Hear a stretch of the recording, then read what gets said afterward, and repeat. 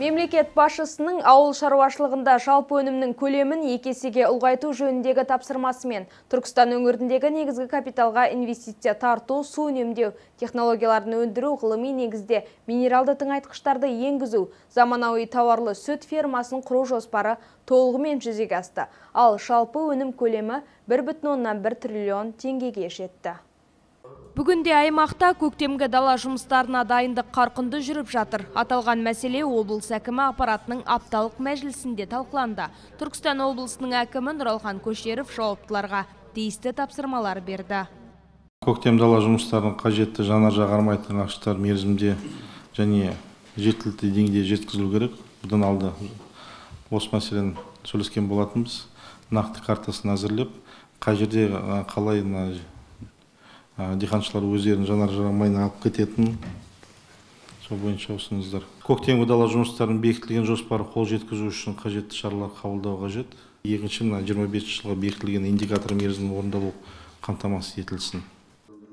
Түркістан облыстық ауыл шаруашылығы басқармасы басшысының міндетін уақытша атқарушы Әлібек Пылаловтың айтуынша, биыл ауыл шаруашылығы дақылдары егетін аумақ өткен жылдан 27 мың гектарға ұлғайып, 896 мың гектарға жеткізіледі.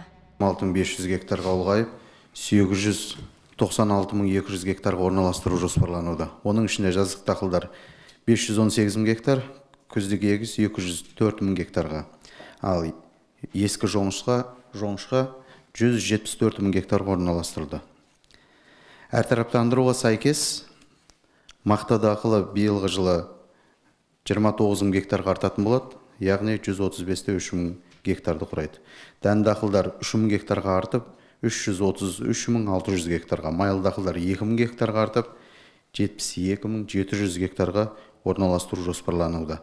Ал бақша дақылдары мен мал азық дақылдары, бақша дақылдары 8 мың гектарға, мал азық дақылдар 6 мың гектарға қысқарту жоспарланып отыр.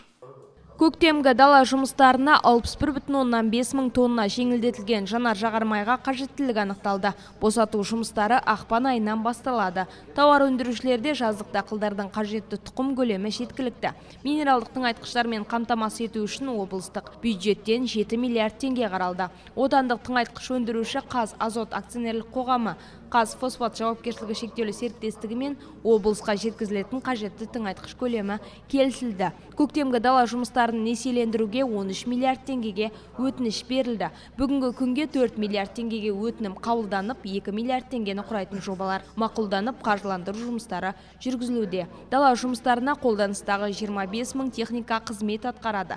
Ауыл шаруашылығы құрылымдарында 12 мың трактор, 1 мың дән сепкіш, 554 соқа, 1 мың қопсытқыш құралдар бар. Дала жұмыстарына техниканың 98% дайын. Өткен жылы мемлекеттік қолдаулардың тұрақты көрсетілуінің нәтижесінде ауыл шаруашылығы техникалары 6,3%-ға жаңарды.